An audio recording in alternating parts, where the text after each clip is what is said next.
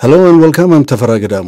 As part of a global movement, a number of institutions have joined hands in organizing 16 days of activism against gender-based violence in Ethiopia. Well, how bad is that form of violence in this country? My guest today, Sehin Teferra, one of the founders of Setaweet feminist movement, says it is on the increase. Very worrying indeed. A very warm welcome to the program. Thank you for having me. When was it? This past Sunday or on Monday, you started observing the 16 days of activism against gender-based violence. Not only in Ethiopia, it's a worldwide event that started in 1991, right? And your organization, Setaweet, was established 4+ years ago. And you very well, you merged very well with that whole concept of activism against gender-based violence.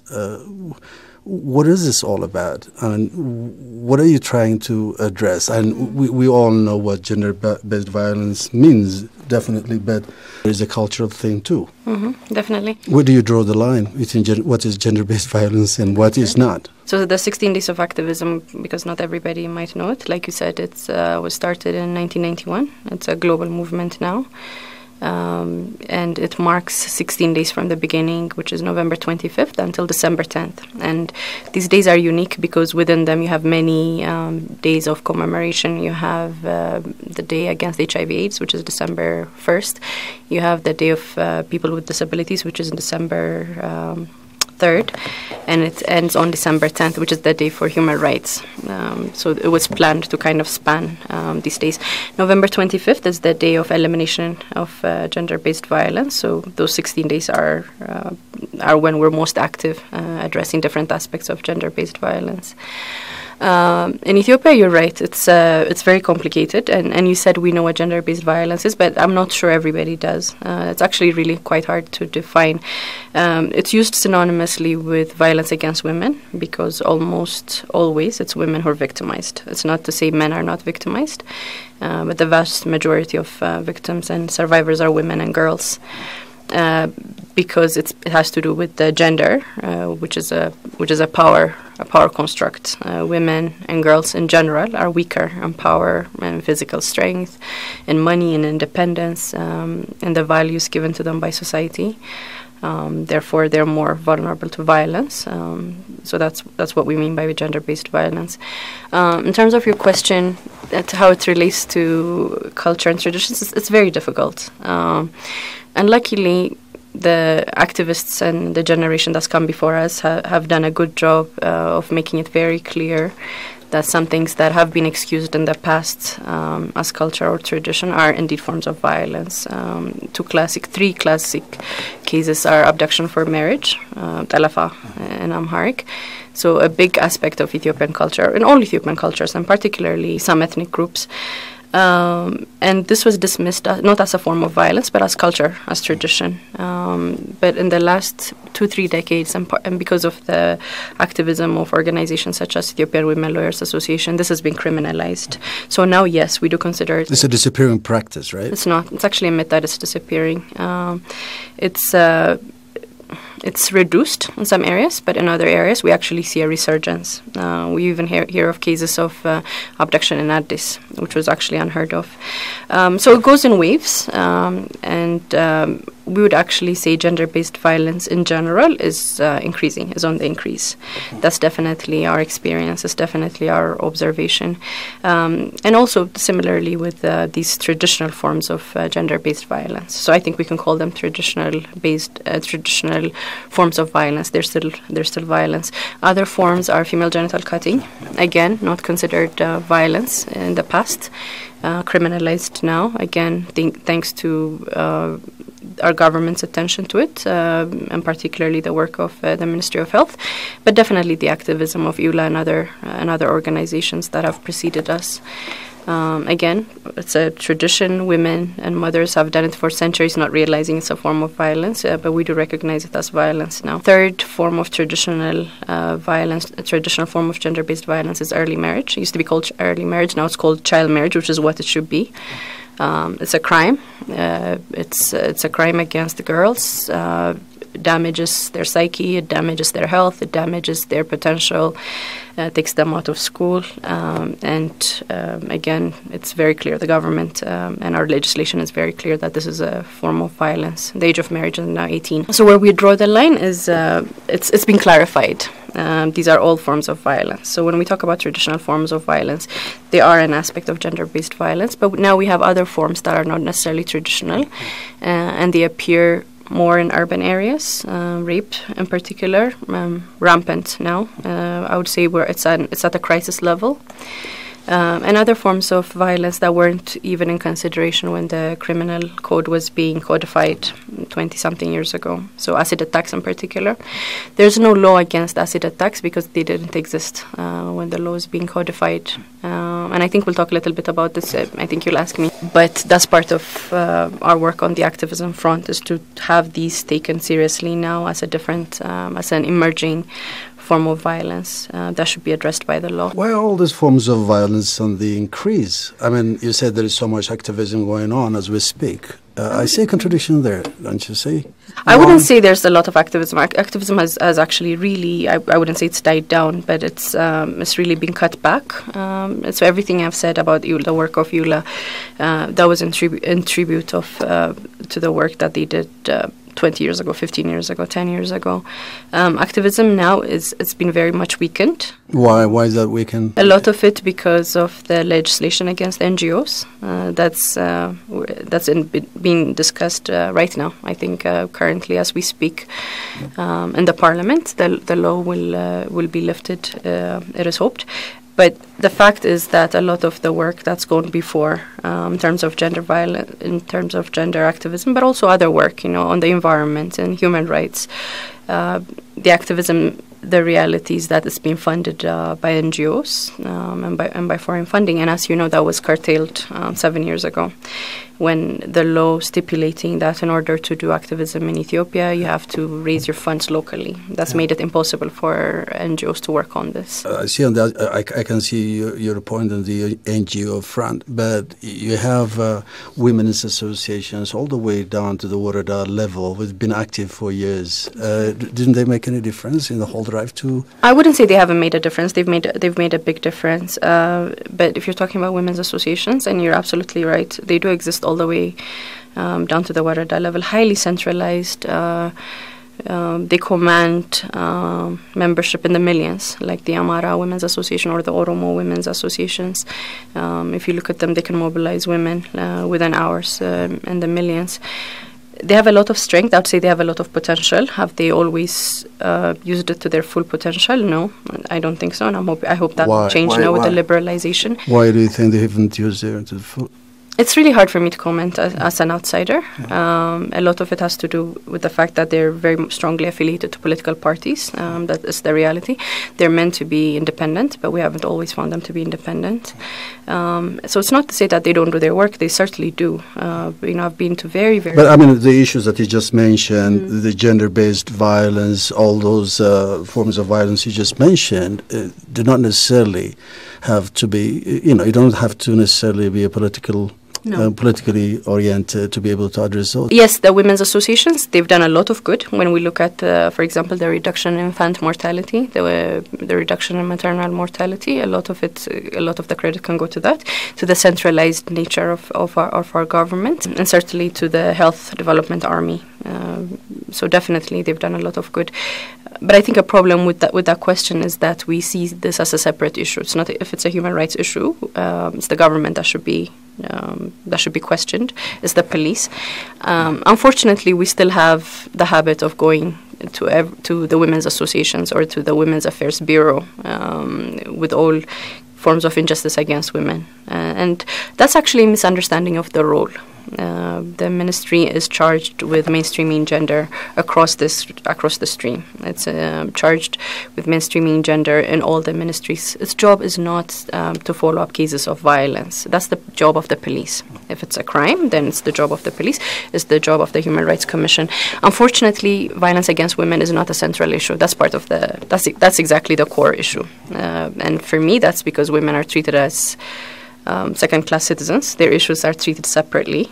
If a man is violated, he goes to the police as a first class citizen.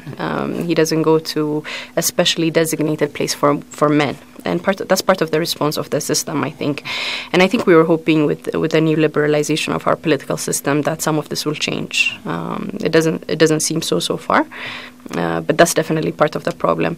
But even when you go to the police, they're really overwhelmed with sexual violence cases, and the police, they're made up of men and women in uniform. They're made up of the same society. A lot of them are the ones who perpetuate violence against women. We know of many cases where policemen have raped women, or they victim blame, they victim shame. So it's been really hard to get a response that way. But apart from that, I would really say there's a crisis in how women are treated and valued in Ethiopian society. You just raised a very important point. That's why I believe such cases are underreported, right? They're definitely underreported, not just in Ethiopia, but in the world. In Ethiopia, we don't have the data to know. But even in the West, in some countries where they keep very detailed reports, they say only 3% of all rape is reported. So you can imagine for Ethiopia, it's definitely much less. But even the numbers that are reported, they're not always treated well. The women are blamed. They're shamed by the police. Sometimes they start the process and they end up dropping the case because they're coerced by the rapists. Or sometimes it's elders in the family, the shimgilina system that's so unfair to women. Women are asked to drop the cases because the man will recompensate the family, or other cases, or coerced outright. I'll hurt your family if you report, that kind of thing. Setaweet movement, it's a feminist movement. You are brutally honest about that, and you want to stop short of achieving your objectives, your mission. I mean, making men non-violent, right? That's what you're going. Making men non-violent, yeah, that sounds. I don't think you've seen that anywhere in any of our material. I don't think we're concerned with making anybody anything. We are honest in that this is a feminist movement, and what that means is a commitment to equality, a commitment to fighting for gender equality, because feminism is wildly misunderstood in Ethiopia. A lot of the time, I think, willfully. Why is it misunderstood, you think? I think we have a phobia of things that come from the West, which is a little bit ironic because we like democracy. It's a Western concept. All our education system, our health system, our justice system, everything, the way the country runs is 100% copy-pasted from other countries. And yet when it comes to feminism, people kind of balk at that. And for me, that's really it's a very lazy excuse to not engage with it. And I think what it is people are just uncomfortable with the idea that the way gender works currently is not working, and we all have to change. And that's women and men. It's not just men. It's not just men. So it's a commitment to equality, but it's an Ethiopian movement. Are we influenced by the West? No doubt. But all our principles are Ethiopian. Our working language is Amharic, Afan Oromo and Tigrinya. And it's based on Ethiopian understandings. We do our best to learn from the activism that's come before us. We don't claim to create Ethiopian feminism. It existed long before we came along. But we try to articulate what it means currently. For me personally, I always say I learned feminism from my grandmother. Does she know the word feminist? No, probably not. But she taught me what it means to respect myself as a woman and to stand up for other women and to fight for equality. And that's really all feminism is. Are we interested in making men accountable? Yes. We think men should be accountable for their acts, but so should women. And patriarchy hurts both men and women. And we have a lot of really very active, very articulate men within our movement. And we leave it to them to engage with men. It's not for me to tell men what to do. I speak for myself. And the men within our movement speak for themselves as well. But it starts in the family. Absolutely. Can you tell me something about yours? Mine, personally, yes, I was blessed with a feminist father who had no doubt that girls and boys are equal. I don't think it would have mattered to him. I don't think he ever saw me as less than my brother. And my mother went to medical school while we were children, where we were still very small, and and his trust in her, and her ability, and he practically dragged her to go register as a medical school student. So I think growing up seeing that, I think that's why I'm really bewildered now by men who are threatened by women's success. I think men who respect themselves respect women. It's really as simple as that. And my brother equally supportive of his wife, and I'm blessed to have one boy and one girl, which means I can practice what I preach, at least at home, where I have control. Many people, you're right, think that feminism, the whole concept of feminism, is a Western import. So in order to be able to address that unfortunate assessment from folks, from our side, I guess you need to try to tap into those traditional institutions that we have in this country. Are you doing that? Mm-hmm, absolutely. Our research is based on, it's academic activism that we do, so traditional forms of resistance. So trying to understand how it works in Oromo culture, for example, with the Sikh institutions, with the Adoye. Adoye is an institution of unmarried girls and the support they have for each other. So that's something we've adopted. And as Setaweet, we call each other Adoye. It's my sister. And for us, it's strategic sisterhood. It doesn't mean we have to like all women, but we are concerned with safeguarding women across the board, and also supporting each other whenever we can. So everything, all our principles are completely Ethiopian. We've undertaken study into the feminist movement within the students' movement of the 70s and the 60s and the 70s, and really try to learn from what's come before us, looking into traditional systems like Ashenda. What's that about? Women's only spaces. What did the Ethiopian philosopher Zara Yacob talk about the rights of women way before anybody in the West talked about equality? So this idea, this argument that equality and justice are not Ethiopian, for me that's really worrying. If it's the word feminist you don't like, then substitute it with something else. But the idea that we stand for are universal, and they're definitely Ethiopian. We believe that. So you are a private company, right? Well, why is that? I find well, Setaweet PLC. There's a PLC side to it. Setaweet, the movement, is much bigger than us, of course, and it's a movement, so nobody runs it. But Setaweet PLC is the custodian of the movement, which means it's registered to do social enterprise work. So we undertake research, we undertake trainings, and it's the custodian of the movement in the sense that it hosts meetings. We have women's only circles that meet once a month, and we do open sessions. And because somebody has to administer all of this, we're registered as a business, as a social enterprise. Why are you not an NGO? That's my question. As it should be, perhaps. I don't know. Why should it be, though? I think, why should it be the work of NGOs to stand up for our rights? I think that's part of the problem of the way that rights work has been done in Ethiopia, and it left it really vulnerable to being attacked the way it was by the government a few years ago when the law passed.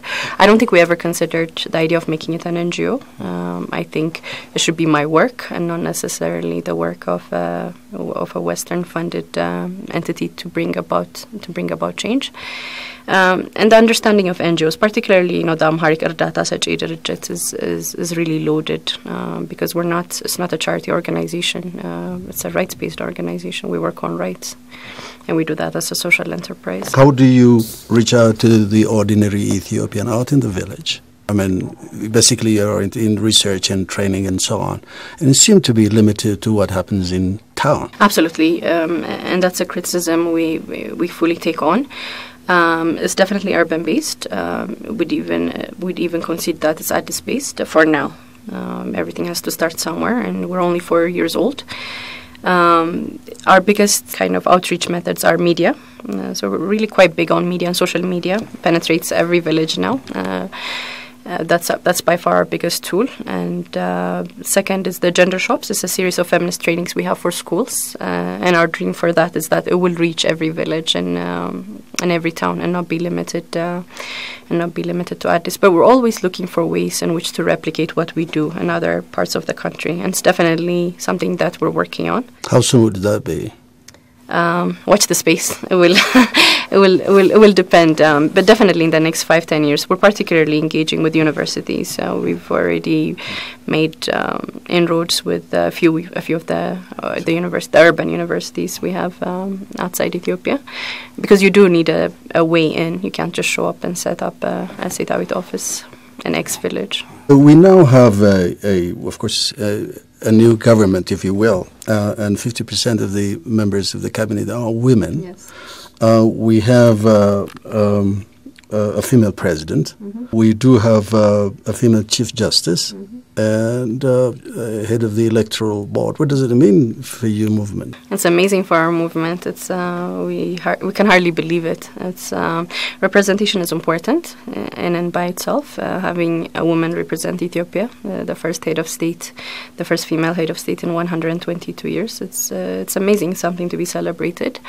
Head of the election board. It's not only the fact that it's a woman, but that it's Birtukan Mideksa. It says a lot about democracy and human rights. So we're thrilled by that. The press secretary is a woman, not only a woman, but a feminist. The same with the deputy secretary. So we're incredibly thrilled. It's amazing to have women. And I've left the gender cabinet, the 50% women, gender equal cabinet for last, because I think it's actually incredibly significant. What this symbolizes, not just what it symbolizes, but what it means is critical mass of women who can make change. We've never had that in the history of Ethiopia. We're only the 6th country in the world to achieve this. It's incredibly meaningful. Yes, it's an act of political will by our prime minister. It's not something that any political party worked on. It's not an achievement of the women's movement. We can't really say that, but it's an incredible opportunity because it gives the chance to women to bring about real change. When you're 50% of anything, there's power to shift the dynamics. 1 or 2 women ministers we've had in the past, we've had up to 20% or 30%. They haven't really been able to tip the balance for equality. But when you have 50%, that's an incredible opportunity. And I really hope they'll work together. And they seem to, so far, to work together to bring about critical change, because representation... Is that too early to say? Well, for now, yes, but I think the beginning is important, and the first 100 days of the gender cabinet it's left us with a lot of hope. We see them interacting with each other. We see them being very responsive. And it's a time for optimism. It's a time that I never thought I've seen in my lifetime, or even in the lifetime of my children. And it's up to them to make it work for a better Ethiopia for women and men. In what sense? I mean, you've said enough about that, but then do you think that we need more legislative work that should happen sooner? Absolutely. In terms of legislation, very clear ideas. Domestic violence and gender-based violence needs a revised look. We don't have specific legislation against gender-based violence. It's treated just as a regular crime, and even the language of the criminal code, if you look at it, is very gender-blind. So definitely new laws, but even attention to how women and men fare in the regular ministries. So, for example, Ministry of Transport, we have a woman minister, and we would love for her to look into the rampant violence that happens in urban areas on public transportation under her jurisdiction. So these are like the kind of things that you hope people will start looking at now that we have women in key positions of power. Not to say men shouldn't have done it, men should do it, but we expect more from women ministers. Well, thank you very much. And it was a pleasure having you on my show. I enjoyed it. Thank you.